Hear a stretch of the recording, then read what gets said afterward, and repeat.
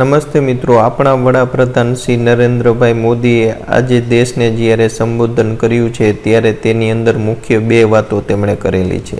Lockdown 4.0 આવશે, તે નવા રૂપરંગ અને નવા નિયમ સાથે આવશે તેવી પણ તેમણે જાહેરાત કરી. સાથે સાથે એ પણ એમણે જાહેરાત કરી છે કે લોકડાઉનના કારણે, કોરોનાના કારણે દેશને જે નુકસાન થયું છે તેના પરિણામે 20 લાખ કરોડ રૂપિયાનું જંગી આર્થિક પેકેજની જાહેરાત કરી છે, જેની જાહેરાત વિત્તમંત્રી દ્વારા કરવામાં આવશે. આ બંને જાહેરાતની અંદર શું શું જાહેરાત થઈ શકે છે, લોકડાઉન 4.0ની અંદર શું શું થઈ શકે છે તેની તમામ માહિતી તમને આજના વિડીયોમાં આપીશું, તો વિડીયો ખાસ અંત સુધી મિત્રો જોજો.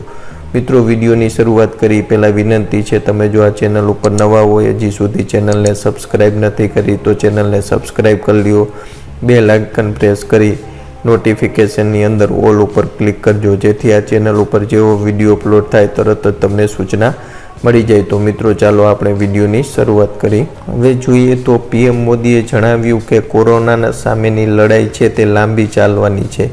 મિત્રો, આ કોરોના સામેની લડાઈ છે તે લાંબી ચાલશે તેવી આપણા વડાપ્રધાન નરેન્દ્ર મોદીએ જાહેરાત કરી છે અને આપને ખબર પણ છે કોરોના લાંબો સમય સુધી આપણા જીવનનો હિસ્સો બની રહેશે. એટલે એવું પણ ન થવું જોઈએ કે આપણી જિંદગી કોરોના સુધી સીમિત બની રહે અને આપણે તેનાથી બહાર ન નીકળી શકીએ, આગળ ન આવી શકીએ. તેના માટે આપણે કોરોના સાથે જીવવું પડશે અને આપણે જ્યારે રોજબરોજના વ્યવસાય સાથે સંકળાયેલા હોય તો આપણે માસ્ક પહેરીશું, સોશિયલ ડિસ્ટન્સ જાળવીશું અને આપણી જાતને તેમજ આપણા દેશને બચાવીશું. એટલે કે કોરોનાને આપણી જિંદગીનો એક હિસ્સો માની અને આપણે આગળ વધવું પડશે.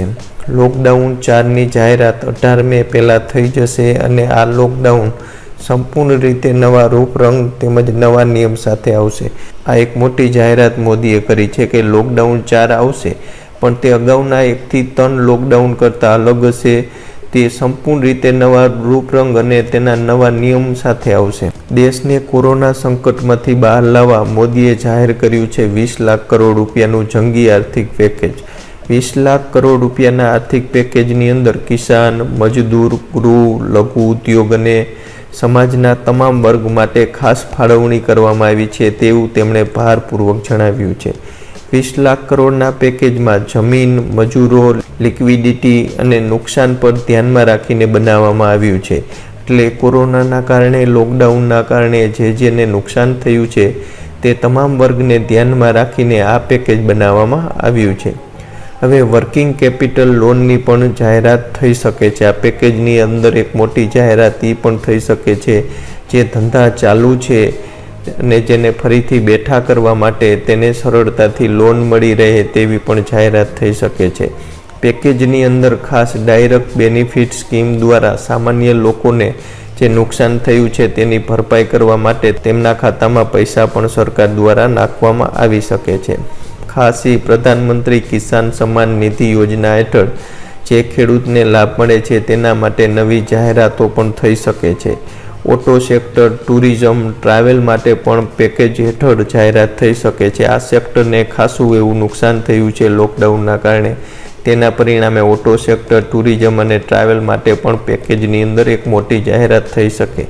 લોકલ પ્રોડક્ટ ખરીદવા ઉપર ભાર મૂકવામાં આવશે અને તેની સાથે સંકળાયેલા ઉદ્યોગોને પ્રોત્સાહન આપવામાં આવશે.